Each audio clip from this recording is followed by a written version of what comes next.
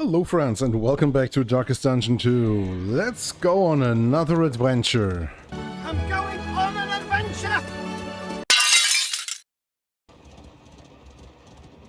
So last time, the game really gave us a big damper, right?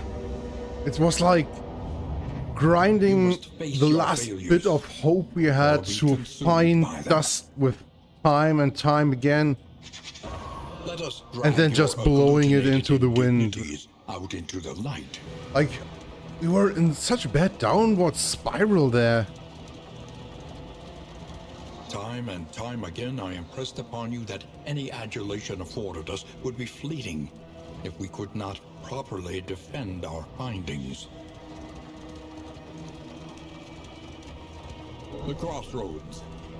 Who will step forward into the light? Okay, so let's establish a new party here. I finally want to get a chance at actually seeing the second chapter boss. So let me take a quick look at the characters that we have here and the paths that we unlocked and all of that stuff from last time, and then I'll be back and show you what I've built here. Okay, so I think that will be our team for this run. So what do we have here? Okay, we have Boudica on the first rank as the Ravager class, which means she has more health, does more damage when she's up front. Also, she pierces bleeding resistance, but has a chance to bleed herself every turn. And for that, we are using most of her bleeding skill that we have unlocked. We only unlock one skill right now for her, the bleed out. So we will use bleed out, and if it bleeds, in order to make most out of her chance to increase her piercing against enemies' bleeding resistance. And because she needs to move back in order to use if it bleeds, we're pairing this with Dismas as the rogue class, which is best used, I believe, with the duelist advance and point blank shot in order to make use of the bonus damage in the first rank and the ability to gain additional riposts when he uses the point blank shot. So we will use Dismas to position himself in the way that Boudica can actually use her skill that we want her to be able to use. And then we have Samenti as the Virtuoso with more HP and more speed, but less resistance against all DOTs. And he's got a chance to turn all of the other guys immune to stress for 2 turns on the start of every turn. I think that's very nice, but it will probably not happen a lot of times. It's only 50% chance. We don't have any skills unlocked for him. He's on his base kit right now. I think we will probably want to go for the Harvest skill quite quickly. And then we have Unia on the standard Wanderer path. We've only unlocked the ministrations right now, but will be very useful with Samenti's additional weakness to DOTs, which she can then remove. Otherwise, she will be able to give a bit of defensive support and damage to the back rows and so on, and I think this will be quite okay. I didn't want to use the Confessor path there, because it actually turns the way that she plays around quite a bit. You see, the Hand of Light will give herself a strength buff and the enemy a weakness token, and it will hit the first 2 ranks when you're on the Confessor path. But if you're on the Wanderer, this one hits only 1 enemy and can hit rank 3, and it will also give herself a block token and strengthen an adjacent hero. So this skill is changed drastically by changing her path, and I like that a lot. Hopefully other guys will have stuff like that as well. Also, the illumination changes quite a bit if you go on the Confessor path, because it then removes positive tokens from the enemy. It's quite interesting, I believe, I would say. But for now, I don't want the Judgment skill to be changed, because with the, what are they called? The Conviction tokens that she gets, this thing will then place weakness and vulnerable tokens on the enemies. And I think we actually want her to have the standard upgraded damage and extra burning, so she can be a bit of a damaging class as well and not only support the group. Because I think Sarmenti will not do that much damage. Most of the damage dealing will be done by those two. But I think this team should work out quite well. Sarmenti and Dismas will jump a bit between ranks. But we will need to take a look out for Unia staying at least in the back 2 places and Bodica staying in the first 2. But I think this will also help us quite a bit with enemies that shuffle us around and stuff like that. So we can adjust our positioning again without using movements, but instead being able to reposition them using actual skills. So let's take a quick look at what we brought here from the upgrades that we got. We got the Shrine Map, which is a stagecoach item. You can only equip on the end. And then we have the Songbook of Touching Dirges. And I actually think this is a great item. You know, the playing cards are like 75% chance for +1 relationship and 25% for a -1 relationship. And for only +1 stress to your whole party, you get an 80-20 chance to get +2 relationship for everyone, or -1. So I think this will be great for actually being able to make the relationships of your guys be a bit better. We don't have any combat items or trinkets though, so let's head into the first fight and hopefully get this done quickly.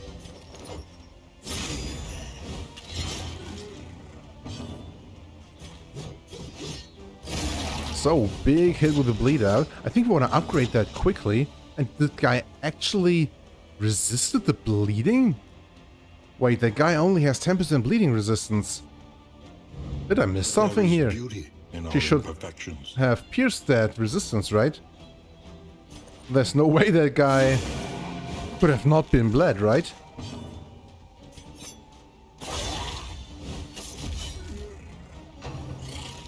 I think I'm missing something here.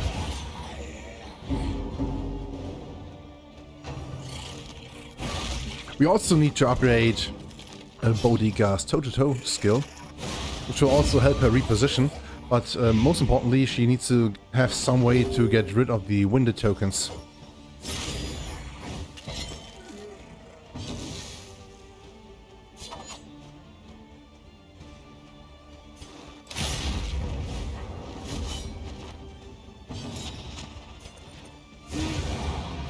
Yeah, I really like the judgment when she has multiple conviction tokens. It deals quite a lot of damage. 2 mastery points. This work is noble and necessary.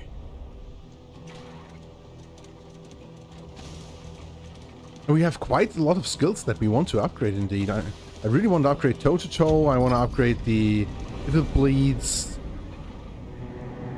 Duelist Advance would be a great upgrade. The Jester skills also get quite a bit out of your mastery tokens. The table is set. The inn awaits its favorite. So let's use that Songbook of Touching Dirges, right?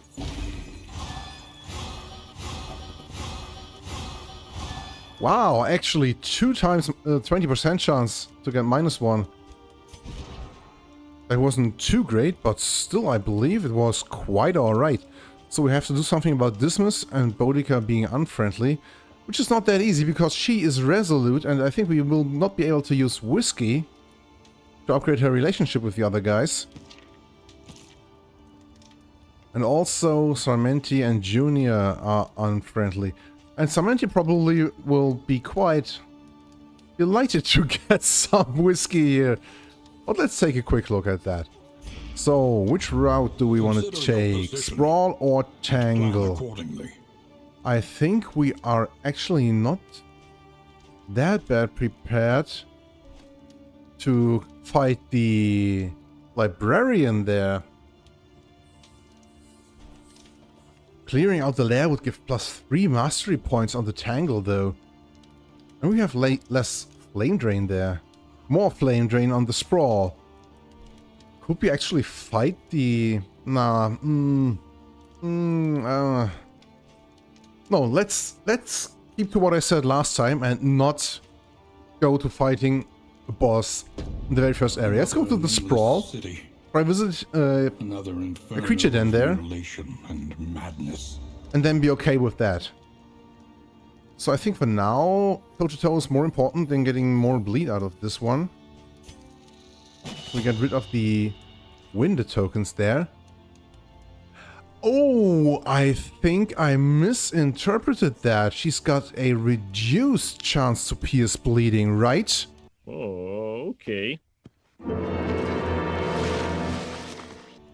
So we actually do not want to use her bleeding skills, right?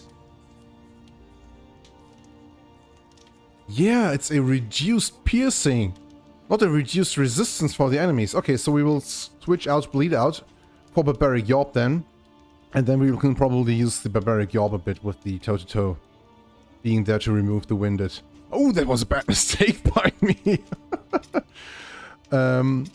I think actually upgrading the Divine Grace would be a good thing because you can use it earlier then. You can heal guys that are not below a quarter but below a third of their HP.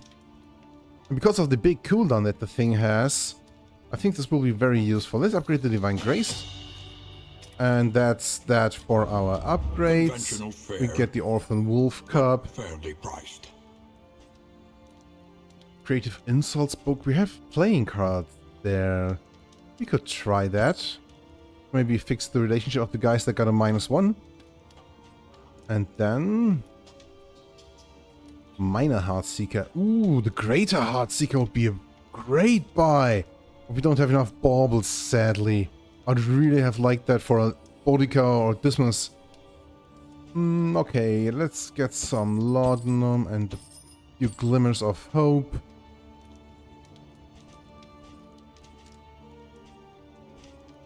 And then maybe 1 or 2 whiskey flasks. And I actually don't want to buy the bread right now. Oh my god. Oh my god! Oh my god, that was so bad. First 3 ticks there. All -1. Yeah, so now their relationship is a bit screwed. But the other guys are okay again. So hopefully we won't be getting a curse there. Let's put our Orphan Wolf Cup. Plan accordingly. And then the shrine maps, so we know where the hero shrines are for this expedition. And we will probably try to get most of them sorted out. And she can't use this, right? So the other guys will have to take a quick gulp there. And I think the rest we will save up and maybe be able to go to the field hospital or something like that. Take a quick look here. Equip the combat items. 1, 2, done.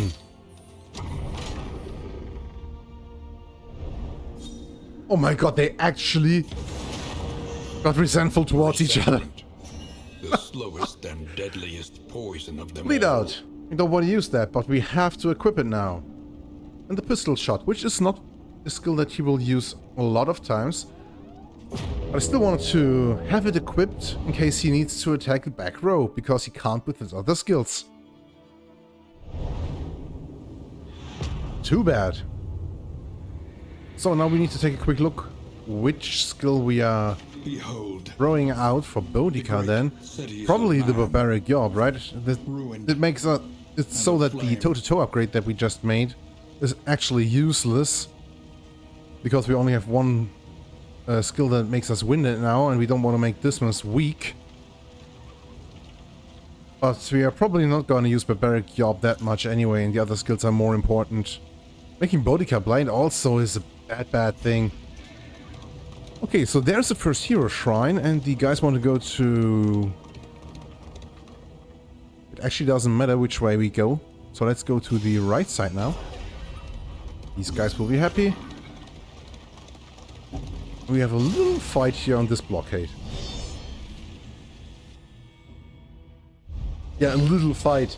Like last time where we encountered like 4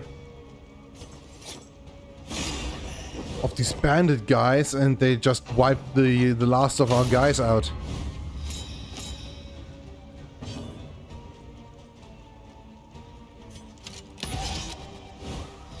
So yeah, like last time, actually I gotta say, this was really like a downward spiral, right?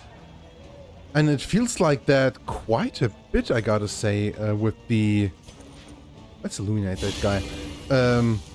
With the game right now. Because, you know, you're really fighting to improve your team all the time and get their relationships built up slowly but surely and get some mastery points. And then the game throws something at you, and that's to be expected. You know, it's Darkest Dungeon at least. But for some reason, it really doesn't feel that good to me if that happens. Yeah, you know, because if the game throws something at you in the first part, Darkest Dungeon 1, you'll be like, okay, so now I'm in this fight, and this guy's on death's door, and I don't want to risk him dying, so I will just retreat. Retreating from a fight actually was one of the most important skills that you had. Yeah, to know when it would be right to actually flee from the fight. I really like how this guy can't do his big attack when he's not stealthed. Yes, so you know, and on Darkest Dungeon 2, this is really something that just got taken away from you. The work continues. You actually just can't escape from a fight. And this run is just all secluded in itself. And if someone dies, it's really not that problematic in the grand scheme of things, because, yeah, you just get to the next run and then you have your guy again. Yeah, it's not detrimental to your whole campaign in itself. You always make progress on your campaign by getting more candles. But it's actually very, very detrimental for the run, because you're on a run in Darkest Dungeon 1 and you lose one guy. You could push through it depending on how much is left. And maybe you're not on a boss fight. So you're actually... Oh, I think we want to fight that and give them vulnerable tokens. So if you're not on a boss fight and you have cleared like 2/3 of the dungeon and then someone in your party dies, that actually is bad, but it's not that bad for that particular run, if you know what I mean. Oh, you know what? Let's use the battle ballad, put him to the front, and then use a big point-blank shot. So you will probably be able to finish the dungeon to get like... Bam! With a crit! So if you're able to finish the run and get your guys back to home and retrieve the trinkets that your hero lost, that's pretty alright, right? But you have lost someone for the campaign. Or in the grand scheme of things, so to speak. And... no, let's not do that. Let's do that.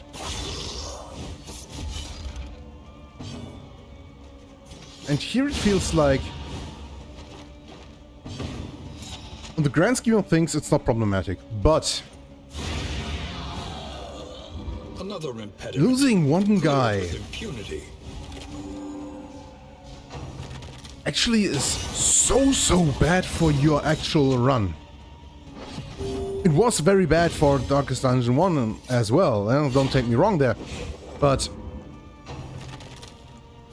it really feels like you lose one guy, and then you have to fight 1 or 2 more street battles, and then... nice one. And then you... and then you actually have to fight the Oblivion's Rampart at the end of the area every time. That's for sure. Still lingers in some of these well-worn relics. And This fight will be extremely dangerous with one less guy on your team and the others probably being a bit low on HP or having high stress or something like that. And because you have one guy less to support or deal damage, you will be severely afflicted by that last fight at least, if not multiple fights before that. And so, your guys, the weaker you are, the more it feels like your guys are actually suffering from the encounters that they have. Let's do that one as I was talking about earlier. And it's really like this downward spiral, you know? Chapter 1. Some strange melody. Some strange melody. Okay. He was a layabout without aspiration or purpose, content to loiter on street corners, languidly busking for passers-by. Roughly ushered from the bustling commercial blocks, he wandered the forgotten corners of the city. An intoxicating melody drifted over a nearby cemetery wall, and he stumbled deliriously amongst the tombstones in search of the performer. Okay, very interesting. Play out? Oh. Was that something that I missed? I thought it was bleed out that we were going to get, right? And we can't take a look at the other things now. So what does that do? It's moving another guy on your team one rank back and giving them a block. Okay, interesting. Could be nice in combination with the battle ballad in order to place those two guys a bit better. But you would have to take off Slice Off or the Inspiring Tune. So for now, let's not do that.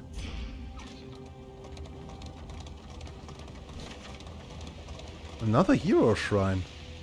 And after that we could go to the watchtower. Or no, we need to visit the creature then, right? So that's where we're going. What I was saying. Excuse me there for digressing so much.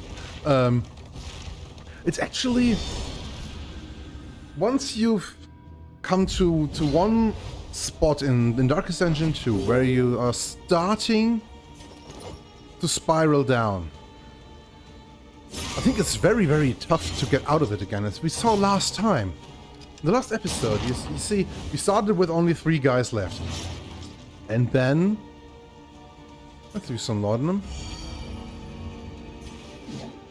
And then we had to go through an Oblivion's Rampart, and we lost another guy, and then when we got to the inn again, everything seemed fine again.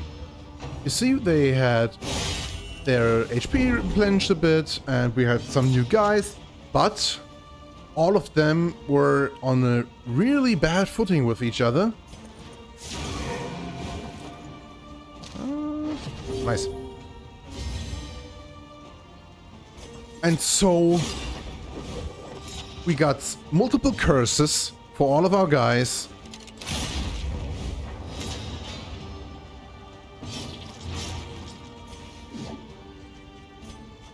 And then with all of these curses, it was a lot harder to fight. On to the next. And that was really, really problematic.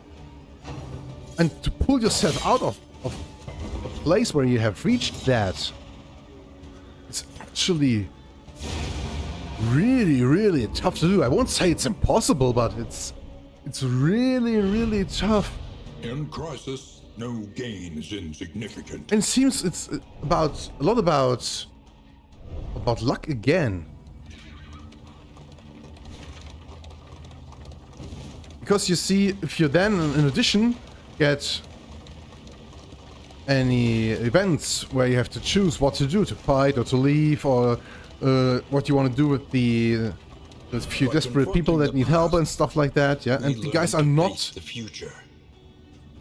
actually on the same side there, and they're infighting again with each other. You are bound to go deeper into that hole, you know? And you know what? Let's finish the story of Dismas.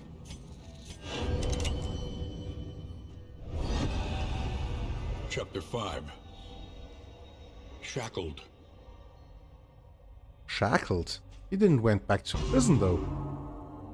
The lifeless bodies of a woman and child, horribly mutilated by errant gunfire, stared spectrally through the remnants of the coach door. Arrested by the ghoulish sight, he felt the cold chains of remorse tighten around his heart. Guilt was a pursuer he could never outrun, a prison he would never escape. Yeah, poor Dismas. We already knew that story about him. And because it was the last one, he gets 2 skills now. Okay, double cross. Melee attack, giving himself a block and the target a vulnerable token. But not very much damage, so it's more about the buff and debuff, right? And then double tap. Double cross, double tap, okay.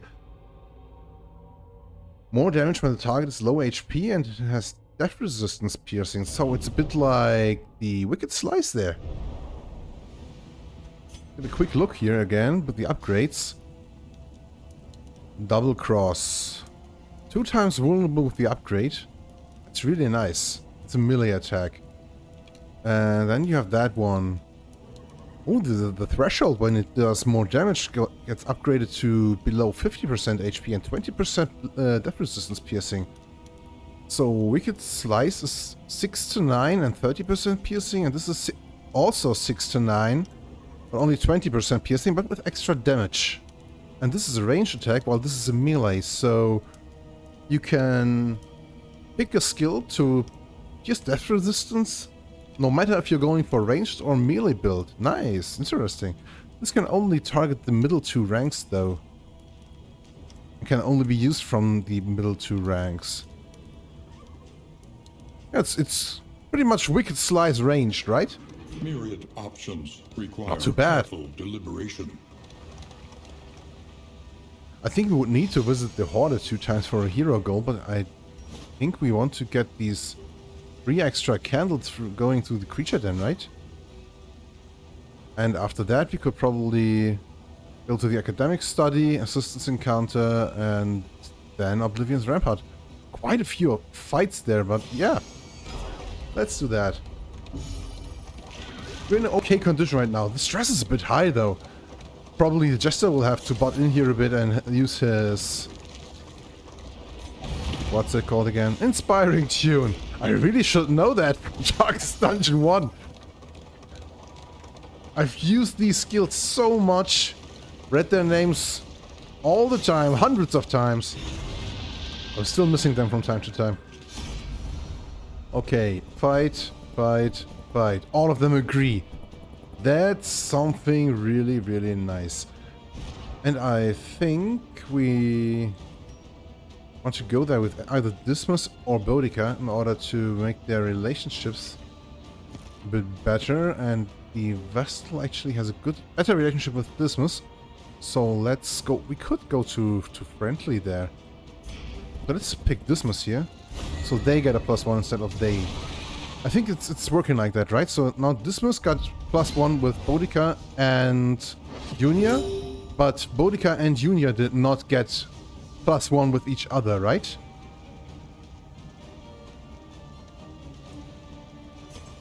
You know what? Let's start with the Razor's Wit. Hit the Carrion Eater. And Boudica can do extra damage against that guy. And this one will be able to come back from the... Nice! From the back rank with his Duelist Advance. Okay, that was not too bad. For starters, I think we use Consecration of Fortitude.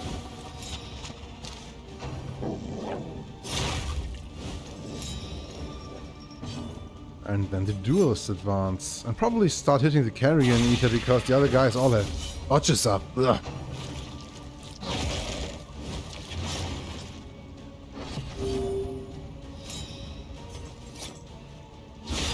Nice crit.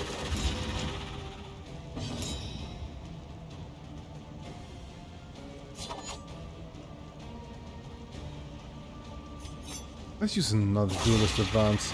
Nah, not deadly though.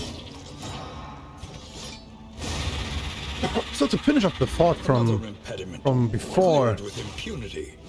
I really do miss the campaign aspect of Darkest Dungeon 1. If you know what I mean. It's only one bleed.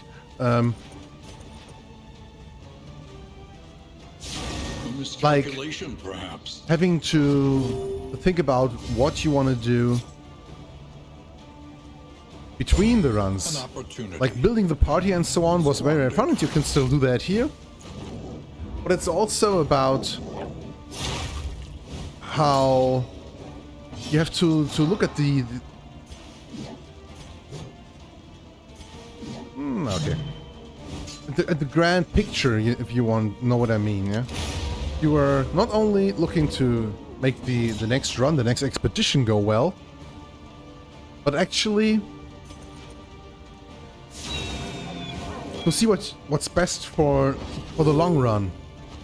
And here it's not like that. And I'm missing that a bit, I gotta say. It's not like bad or something like that, but it's just a bit regretful, I would say. Like how I feel about it. It's still a lot of fun, this game here. And I will play it a lot more. But effective. Okay, what do we do here?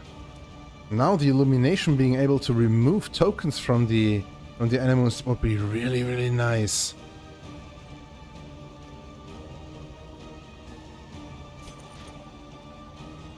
We could try getting through the spitter and then using the iron swan and stuff like that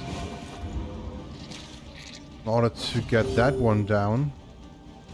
And for starters, blind that guy. They have really bad debuff resistance. Nice. How much HP do you have? 4. 3 to 5 damage. Was to be expected. But now Bodica has a good chance to actually... No, she's blinded. Oh. Yeah. Timed as directed. Yeah. And then I spoke. Still, let's try to get that one killed. Even if we make Bodica blind. Yes. Yeah. Too bad she got blinded. But still, I think it's the right call to get rid of that guy and avoid the one attack that we would be getting otherwise. So, that guy's got a crit token by eating that cadaver then, right? So let's use the Glimmer of Rope. Get a bit more light in here. And then, yeah, we will probably have to tank that attack. Maybe we can make it attack into a dodge token or something? No. We don't have the duelist advance upgraded. And we can't blind him. So she's double weak, blind, and double vulnerable. That's a lot of debuffs. Maybe the battle ballad could get rid of the weakness at least. No, it would only give +1, I believe, right? Would only get rid of one of the weak tokens.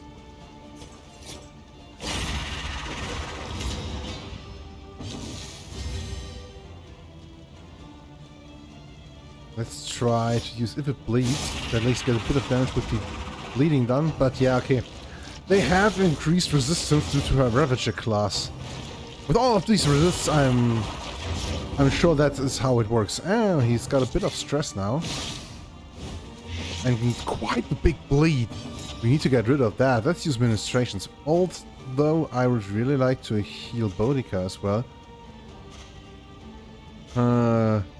Yeah, I think for now we will heal her.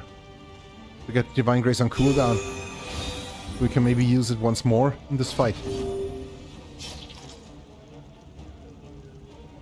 And then use the Inspiring Tune. We need to keep our stress low.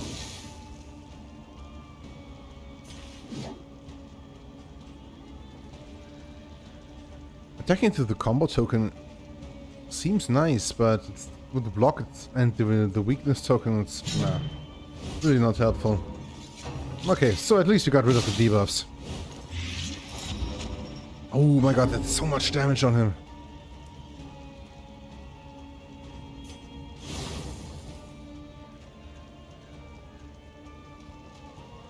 What do we do here? 4 to 8.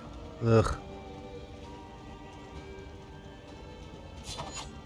5 to 10 with the Wicked Slice may be more useful. We still got 2 repose tokens, so I don't think we'll need to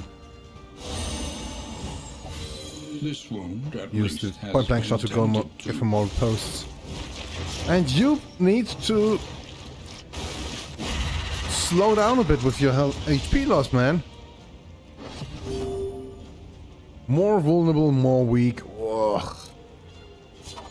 3 to 6. 5 HP. Come on, kill it. Oh no, he can't kill it. He can only put it to death, so what he did. Which is nice enough in itself. So let's now use Slice Off and kill that guy. Yeah, nice.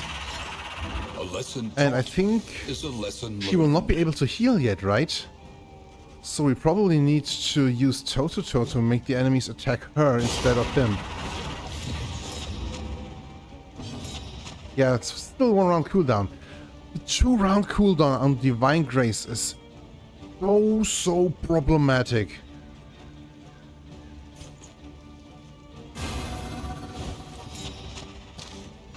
Being only able to heal every 3rd turn.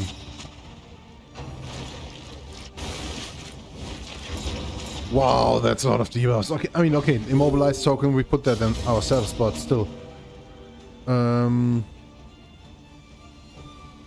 We also need to heal her, so maybe we pass.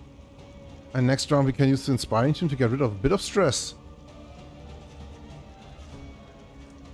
With this 9 Blight, I think we need to heal her and now pass. To heal him up. Anxiety foments insidious fears. And yeah, ooh. Let's go for the Devourer then. And heal her. Relief comes rarely in these times. Oof, oof, oof. So much damage. And all of these debuffs with the blindness, vulnerable, weakness. Holy moly.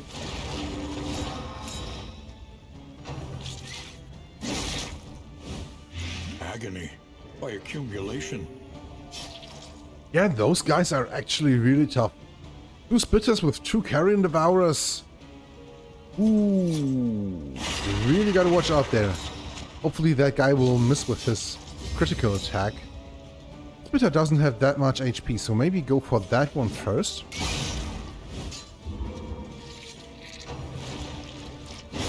Hold fast. Wow. What lurks in the Still beyond. crit with the vulnerable token.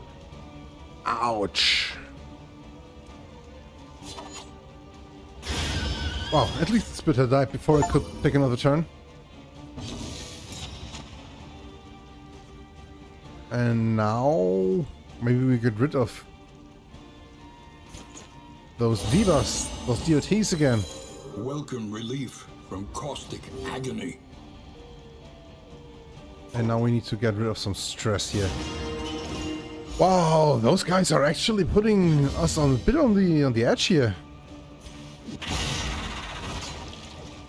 It's nice to have her have some dodge tokens now.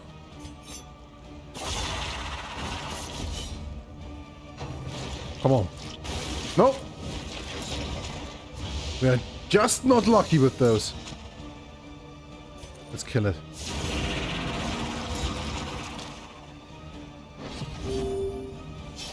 Let's kill it with a bang indeed. Yes!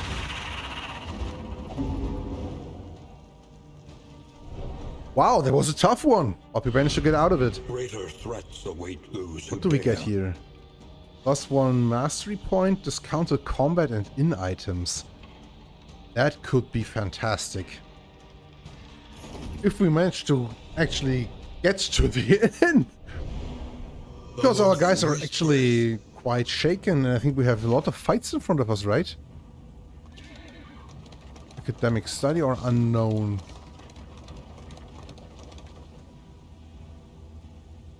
Quirks and trinkets.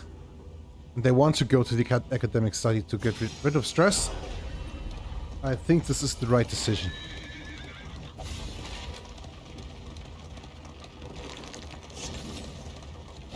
More rogue battles. Please not too much. Okay. We didn't get any healing done in the meantime.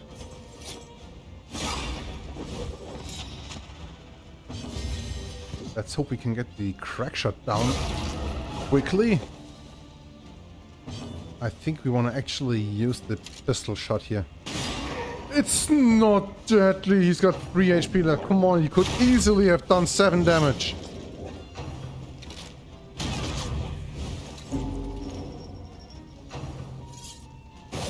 I'm sure. I didn't look at it, but I'm sure of it. Wow. Good thing we blinded that guy. Let's heal up.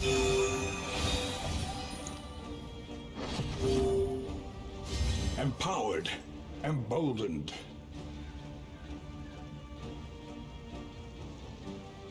We could use the battle bat for into a point-blank shot. It's not getting rid of the guy at the back there, but maybe we can kill that guy before. No, we can't.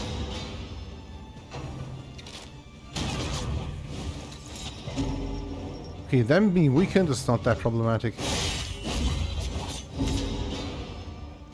Him being that low HP while bleeding is problematic. And she's also bleeding and also low HP. Oh. And the big thing about that is that we're actually not able to do anything about that. Oh, let's not kill that guy. Hopefully the other, like Junia, will be able to kill the guy because she won't be able to heal. Because it's a long cooldown. Maybe she will be able to kill one of those guys though, like 11 or 9. Come on, that's a big chance to kill that guy. Good. I would have cried if we had done like 9 or 10 damage there. A lesson taught is a lesson learned. Yeah, and there's nothing we can do but do this in order to not get killed. Stress piling up, we need to use Inspiring Tune.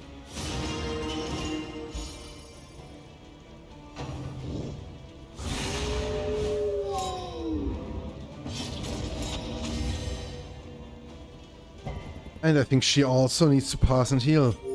Despite her stress being that high. Oh! Yes! Was that... Oh, I don't think it was the buff by the Jester from the Virtuoso class, right? It was just us being lucky. Nice.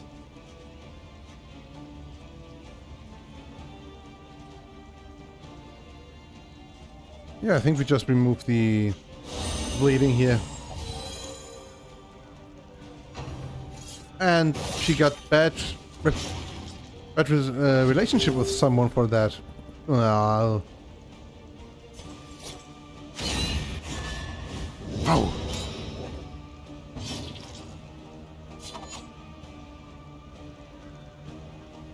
Two to 4 damage because he's weak. Ugh. They're both weak. We're not dealing damage to that Pillager Hatchetman, right? Maybe with the combo token they will be strong enough to actually kill the guy. Let's see. 6 HP. Yes, enough damage. Okay. One more guy. And we have a heal. Let's put that on Boudica. Because she's still bleeding. Okay. Okay. Can we use more Inspiring Tune? Yes, we can. Let's do that.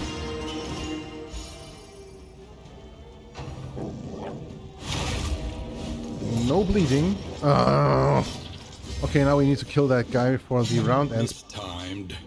It's directed. If possible in any way. Because she won't be able to heal. We can, though, get rid of the bleeding in order to not make him have a death spot This check. wound, at least, has been tended to. And then we try to blind the guy. Yeah, his next turn. So he could attack him. I think we want to blind him. I would really like to get rid of a bit more stress, but I don't think he can attack the fourth position. And also blinding him there. At least a chance not get damaged more. Yeah, so that's the result of just bringing Vestal for healing. Breathe. She was the healer in Darkest Dungeon 1. Put before you. But here it feels like she's just like more of a supporter class. And not really a healer. Her heals are good. And very, very reliable compared to what the Occultist does, but they are so thinly spread. So often you need one and you don't have one. Heal. Trinket and combat item. Or a fixed positive quirks. Huh. I think combat items and trinkets could be better. Let's take that one. What do we get? Unnatural pigment. Copy all positive tokens. Okay, so that is a special combat item that you can only get at this encounter here. At this event. And wasn't really at all what I wanted to get. So the guy that we use that with will get a copy of all the positive tokens of the guy that we use that on, right? Can we use that on our other guys or on enemies or both of them? I think positive tokens will be most useful on Boudica, like crit tokens and dodge tokens, strength and so on. Especially like strength and dodge, strength and crit tokens and stuff like that. I think will be mostly lost on Junia or the Jester, right? In destruction.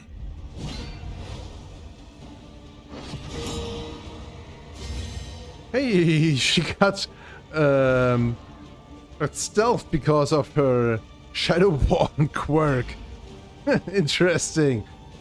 Okay, let's try and use more blinding there in order to keep them from dealing more damage to us.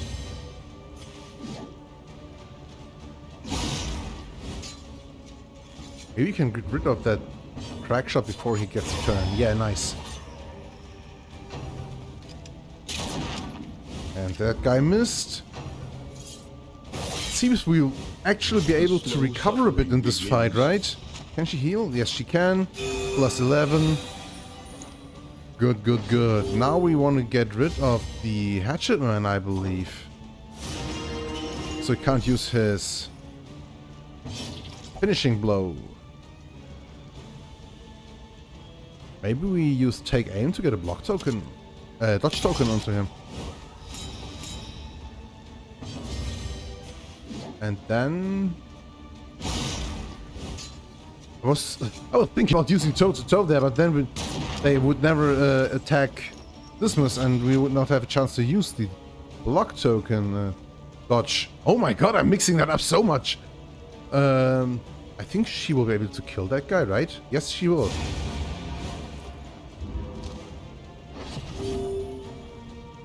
And now all of our guys are below 5 stress. Nice. And the HP is not that bad either. Slowly but surely we're recovering. And we need to. We're about to go to the Oblivion's Rampart fight, right? It's like one more thing and then we are there, right? Yeah, it's the Assistance Encounter, another barricade, and then the Oblivion's Rampart.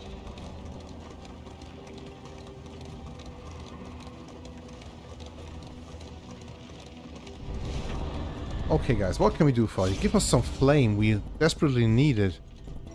45 flame. 30 flame and in items. 30 flame and 2 times in items for a few relics. But the other guys don't approve of that. For some reason. Let's take a quick look at how many relics we have. 54.